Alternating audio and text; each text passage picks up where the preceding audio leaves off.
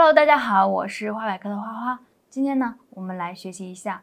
网购回来的茉莉应该怎么种。很多花友都会反映网购回来茉莉之后，发黄、掉苞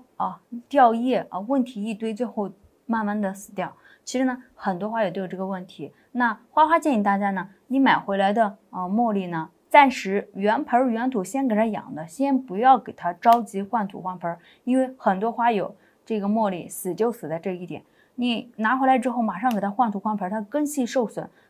又到了一个新环境里，很难适应。所以呢，建议大家就原盆原土这么养着，先等让它慢慢的开花。等开完花之后呢，你再去给它修剪这时候基本都在家里养了个半个月到1个月，适应了环境之后，你再给它考虑去换土换盆。那土的话，大家在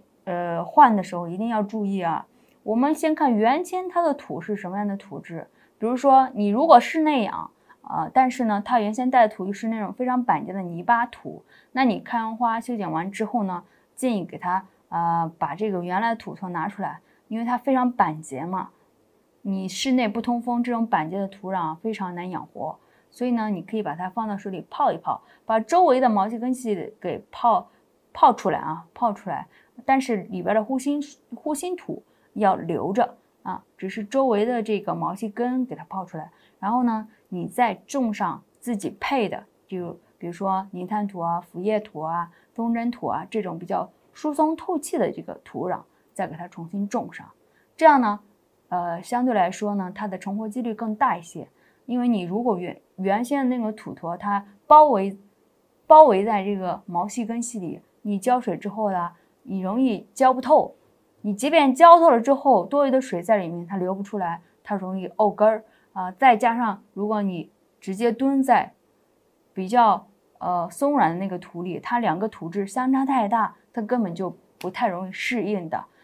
但是呢，你如果是洗根洗的又特别彻底，把所有的这个护心土都给洗掉的话，那也有可能它因为根系受损太严重而缓苗困难。如果你的配土是本身就是那种比较透气利水的这种沙壤土或者是比较透气利水的这种营养土，那你就可以不用去换土，因为我们去换土的话，这是一个逼不得已的一个情况你的配土本身买回来的时候配土是比较好的，那就没有必要去给它折腾，就放半阴散光